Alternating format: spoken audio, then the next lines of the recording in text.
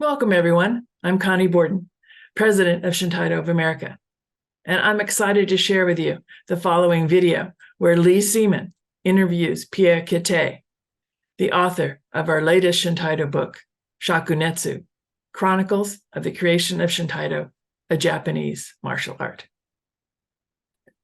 This book by Pierre Quettier contains interviews with 19 people who studied in the 1960s and 1970s with Aoki Sensei, before Shintaido was called Shintaido. In the opening of the book, Peter Furtado writes, Shakunetsu literally means scorching heat, the heat of the furnace that turns steel white hot before it is beaten and folded to create a precious, potent, beautiful katana. The heat that Aoki Sensei alluded to in his visionary manifesto for a new martial art beyond karate, a manifesto he titled Life Burn. Join me now as we listen to Lee Seaman interview Pierre Quettier. So, Pierre, it's really good to see you and talk with you about the book. Congratulations on Shakunetsu. It seems, from my perspective, an amazing accomplishment. I was deeply moved because, of course, as you know, you were writing about the time when I was first beginning to practice in Japan too, and it brought back a lot of memories and cleared some things up that I didn't understand at the time. So that was very welcome as well. It seems to me that Shintaido affected a lot of people very deeply, and one of the things I really appreciated about the book was the honesty of the early practitioners talking about how Shintaido affected their lives. So I was hoping that we could talk today about how you felt about the materials that you were working on in the book, as well as how you did them. You've explained how you did it quite clearly, but I'd be really interested to know how it affected you to talk with these people and how you tied that into your own Shintaido and to the passing of time and the places that we are now in the world. You were wondering the reason why I wrote this book. I started this project, which was kept going on about 20 years or 25 years. My main purpose was I have seen let's call them senpai, the elders, right. the black Tenkai member. I have seen them go aside, but they remained there, like Hokari, Cheiko, Kato, etc. They stayed there. And so we could benefit from their presence. You were there at that time. Yeah. And suddenly one would disappear. Yes. And sometimes something was said, oh, he's too busy, but actually, yeah, he's busy, but we don't see that person anymore at all. So, okay, I could accept 1, 2, 3. Then gradually, more and more people left.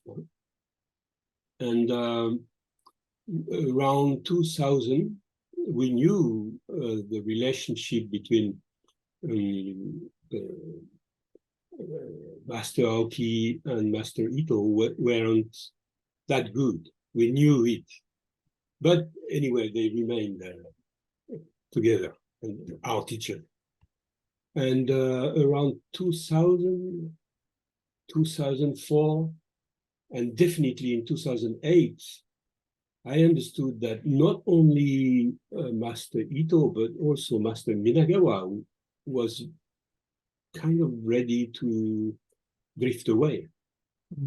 Then I thought, well, if those two leave, then we have no access to former member, the people I knew who heavily participated to the creation of the Shintaido we like. Yeah. Then I talked about that with Master Ito, Ariyoshi Ito, and I said, well, I'd like to make interviews. At first, I thought, well, let's secure their speech. Let's record their speech. I don't know what I'll do with that, but if we could ask them about what happened in those times, that will be valuable anyhow. Then he was very enthusiastic. Fugaku was very enthusiastic, so we did that. Then I had a second, as I went on, I had the second reason. I'm a Shintaido teacher, and I have to say that Shintaido is very difficult to explain, and people they just don't see what I'm talking about. You know, it's very difficult for them to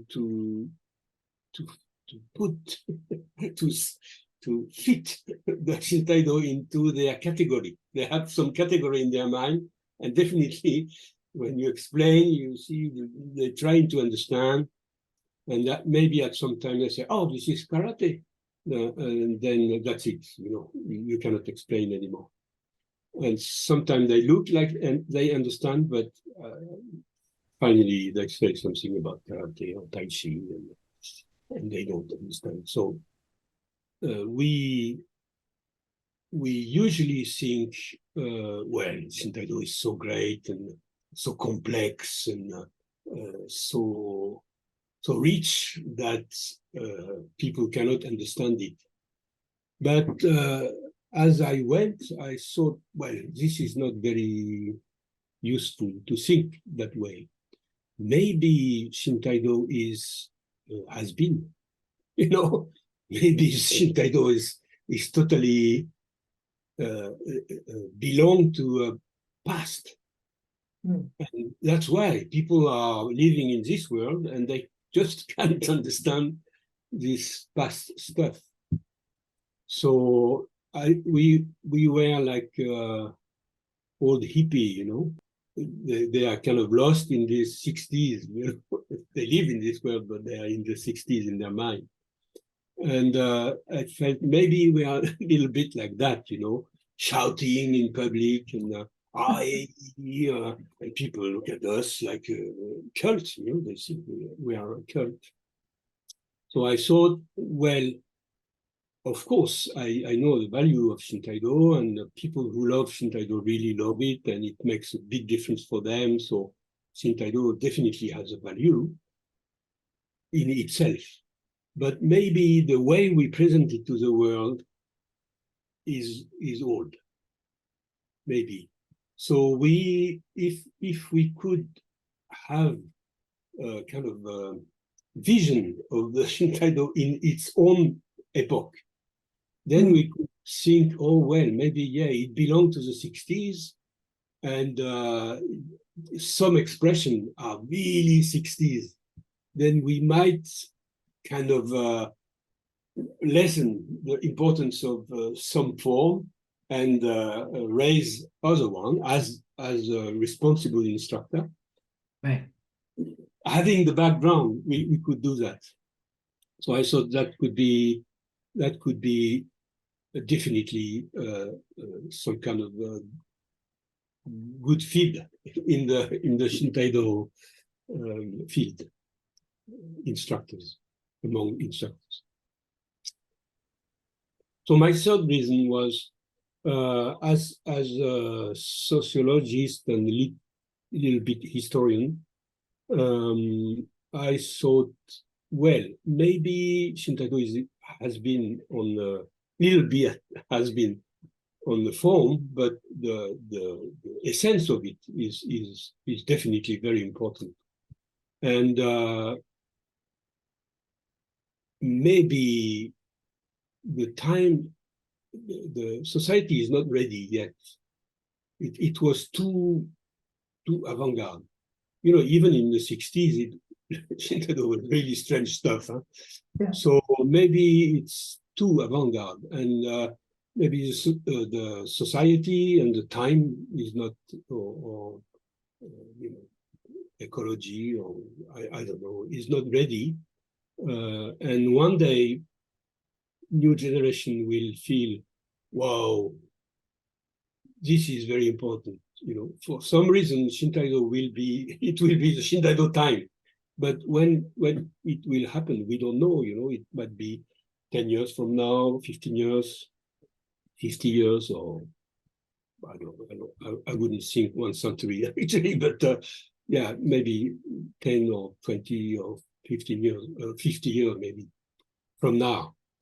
And then the people will turn back and will look for trace, you know. So Yes. there are a lot of video, photo, text, but there was nothing, not so much about Rakutenkai. The only thing we had about Rakutenkai was what Aoki Sensei said. Master Aoki was talking about Rakutenkai. He had the authorized speech. You know, people remaining there had the same speech about Rakutenkai. But I guessed there's much more to know about it. So okay, let's record. Let's make interview and record their speech, and if possible, let's edit it in a way that is readily understandable by the people, nowadays people. So that's what I did. So we did the recording. Then after that, we did typing. Typing was done by Japanese people. Again, Master Ito Fugaku played a big role because he found many young Japanese he related to type, to do the typing. The typing was done. It's a huge job. Huh? Yeah. They remained about 8 or 10 interviews which weren't done after the first round of typing. So I asked one of my friends, who is a professional translator in France, and but she did the job as a job, you know, a paid job to pay her, and it was very expensive. So I thought, wow, we saved a lot of money by having, you know, the community typing. Then we saved them. We couldn't do the job because it was too much. So we waited to be retired. And then we thought, okay, we have the interview, we have the script, but definitely there is a lot to do before it can be shared. And I don't think anyone else than us, Mieko and myself, can do it, because when you did it, you know what to suppress and what to keep. So we had to do it, so we did. So that's the 3 reasons why we did it. So, Pierre, I think people would really be interested in knowing a little bit about you and where your background, and also how you got interested in doing this book and how it fit into the work that you were doing in the university and in your life. Yeah, thank you. It's a big question.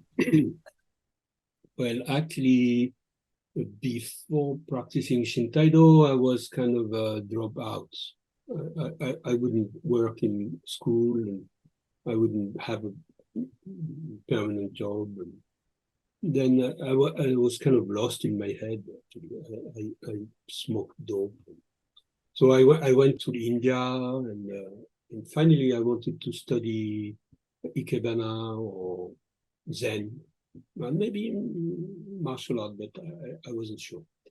Then I finally went there through India to Japan, and I practiced a little bit Aikido. I couldn't practice Zen, Ikebana. And then one day I found Shintaido poster. And really that was, I thought, it's for me. It was a poster with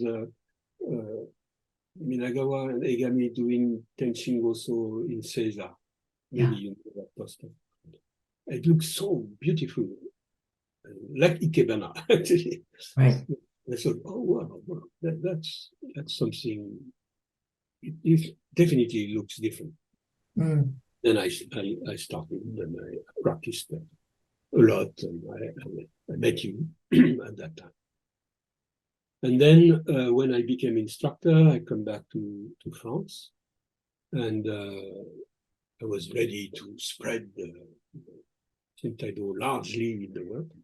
But then we found that, well, it's not really, it won't go as fast as as we hoped, and maybe we have to make a living, something else to make a living. So I worked on the side, and I participated to the French second association called FFDS. And as I said, we had with Hikari and Echo, and gradually it became a cult, kind of cult. Yeah. Then, wow, it was a big shock, because I wouldn't have thought we could do that. We could end there. Then, of course, we did, and several people who worked to destroy what we did, erase the slates. And then, okay, we split, and I thought, well, now I really want to understand what happened. Yeah. So I was really interested by psychology, sociology, and so on. So I started to study what we call education science. Education science. And so I could do that while working. So I was in an institution where they teach this kind of stuff, and where I could teach computing. Then, okay, I could make an exchange, so it didn't cost too much for me. And so I did one first degree where I tried to present the Shintaido. Actually, it was Tenshin Goso as a way of education. Body mind, as the question you asked, it was the body as a transformative vector of the mind. Right. So it was very interesting. I did many experiences with teaching Tenshin Goso. I would teach Tenshin Goso to people not knowing anything. Then I would say, what do you think of Tenshin Goso? What is R? What is A? What kind of idea does it give you? So make this kind of stuff. It was very interesting. Then I met one guy who became my mentor, and he said, "Well, it's very good work, and now you could do that in university." It wasn't in university. You could do that in university. You can enter university right in the middle, not from the start. You can enter here and do a master degree on Shintaido, of course. Then I choose to do something about the community of instructor in sociology. It was sociology, master of sociology. Then once I did that, he said, "Well, you can go on a PhD if you want." And if you make a PhD, you can find a job in university itself. Yeah. Then, okay, I did that. And so my PhD was about kata. It was in not education science anymore, but information science, information and communication sciences. Then, okay, the kata is a kind of vehicle of knowledge. Some knowledge are in the kata, and the knowledge can be transferred from one generation to the other, or even from one generation to the far next. It can jump over generation, because if you have the kata hold knowledge. So that was my PhD. Then I found a job in university. Then I made a second one, which called HDR. It doesn't exist anywhere else than France. It's kind of second PhD. And I presented the Shintaido, but also, you know, university degree and many education system who have three dimensions: the education system, kata, for example, the social system, the company of teacher and company of teacher and student. This social system is a kind of image of the education system. What we teach here has an effect in the way we relate to each other. Yeah. And the way we relate to each other teach people as much, maybe, and maybe more, than the kata themselves. Then outside of this social system, there is a cultural system, myth, story, elders. We have great ancestors. For Christians, say Moses and Aaron and the Bible, and so we have our own, you know, martial art. We have great ancestors, and there are many books and stories about martial arts, and so this cultural background is very important to feed the social and to feed the education. Mm-hmm. Then if these three dimension works well together, then we have a really transformative phenomenon. So that was my last PhD. And then it was, I was 65, and I retired. But then as I said, in 2000, as I was already experienced sociologist, I practiced the life story sociology. Life story has many aspects. One aspect is educational, educate people to write their own life story. But other aspect is it's a good tool for making sociology, history and sociology. Then, because I knew that, I thought, okay, I can be of use. I can be of service. I can serve my community by doing this work. Yeah. So that's what we did. Thank you. So the Shakunetsu book talks about the Rakutenkai movement, and it shows it as being a revolutionary, not just with regard to the martial arts, but also in relation to Japanese culture in general.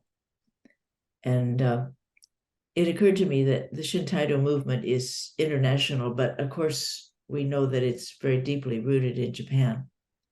So I'd be interested to know how that, in your opinion, how that deeply rooted in Japan but international connection in Shintaido, how that relates to the interviews, and also how it affects practitioners who are outside Japan.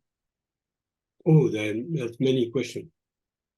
So actually, I'm not sure Shintaido was so revolutionary for us foreigners. I'm not so sure. But yeah, for individuals, some individual makes a big revolution actually. Mm. But as a society, I'm not sure.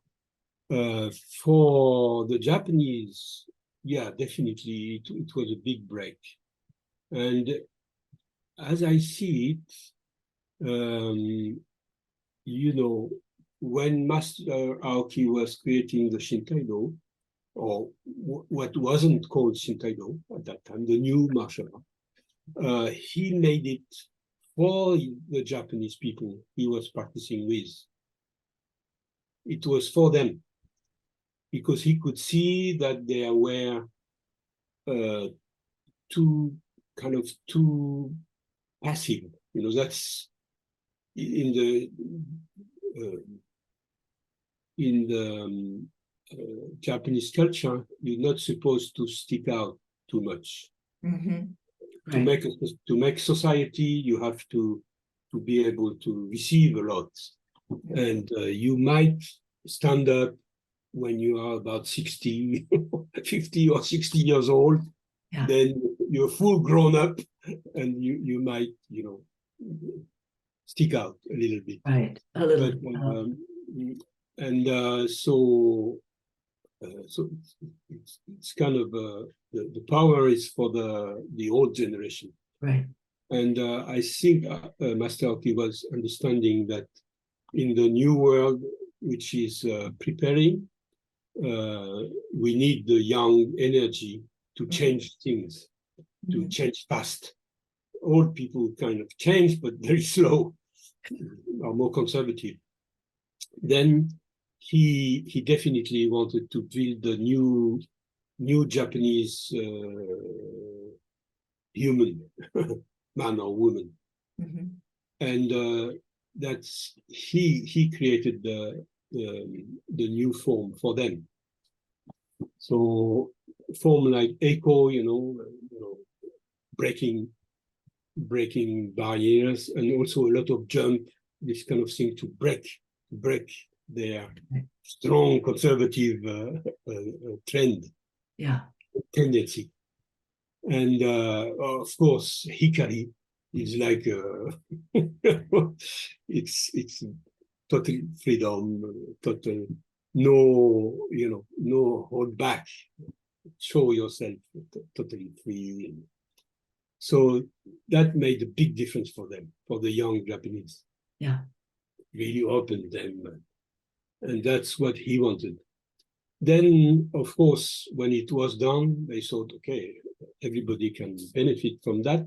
And especially, it appears in the book that as a Christian, he wanted the weak people, the people who are oppressed, to, you know, there was this idea that the weak is the treasure of humanity. Actually, a lot of treasure lays in the people who are weak, who are not sure of themselves, and those people can be great person. Then you just have to, they just have to remaining humble, but you know, breaking through their own, you know, limits and barrier. Right. So I think that was his idea. But definitely for Japanese, yeah, it was. If your question was about the Japanese, it made a big difference. As a society, the Japanese society didn't receive it. But, many individuals really benefit from the Shintaido in Japan. Yeah. Makes a big difference for them. Yeah. Well, thank you, Pierre. I really appreciate your time, and also the Shakunetsu book. It's a great gift to the future and the present. Yeah. So, thank you. Yeah, thank you also, because as I say, the people who proofread became deep readers. So we couldn't help it, because we're really looking at every word, and then you think, my gosh, these words are very interesting. Sometimes I get so excited by the text that I forgot to proofread, and then I had to go back and do it again. Yes, yes. I have read 3 pages. I didn't do any editing. Didn't do anything, yeah, just Okay, read. let's do it again, and then you find many Yeah. things correct, but you really overlook them because Yeah. you're into it. Yes, yes. I had this effect. Many people had this effect, actually. Well, thanks again. Thanks a And lot. look forward to more conversations. Thanks a lot.